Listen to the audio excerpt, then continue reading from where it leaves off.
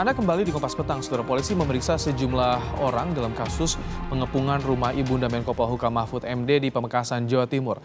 Ketua RT hingga penghuni rumah dipanggil untuk dimintai keterangan.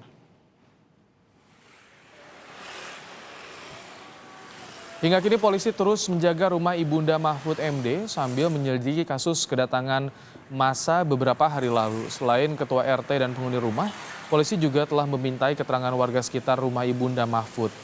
Ketua RT mengaku diminta keterangan soal kronologi kejadian dan kondisi di sekitar rumah. Sebelumnya, Polda Jawa Timur telah memeriksa 2 orang dari kelompok massa yang mendatangi rumah Ibunda Mahfud MD.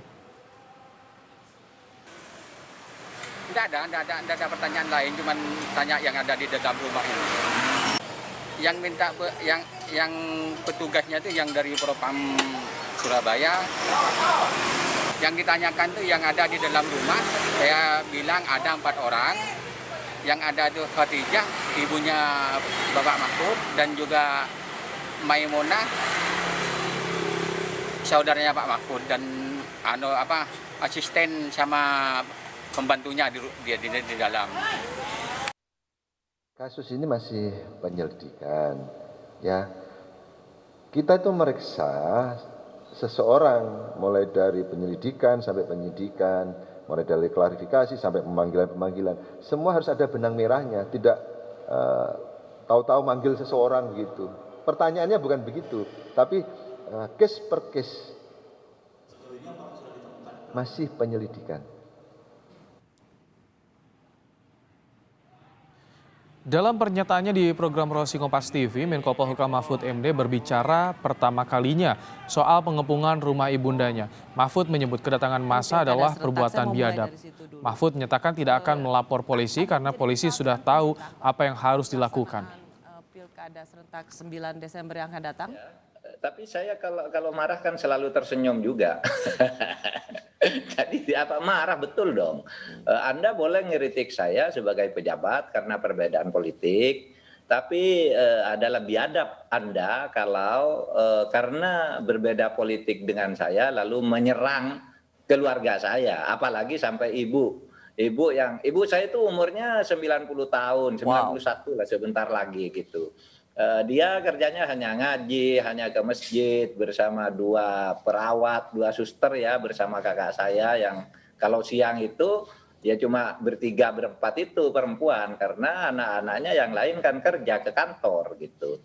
Nah makanya dari sudut kemanusiaan itu biadab orang yang begitu. Nah oleh sebab itu saya katakan ke polisi, apakah Bapak tidak melapor? Saya tidak akan melapor.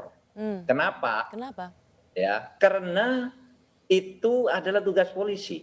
Seperti polisi melihat kebakaran, ya, perlu ada laporan. Tidak usah ada laporan gitu ya.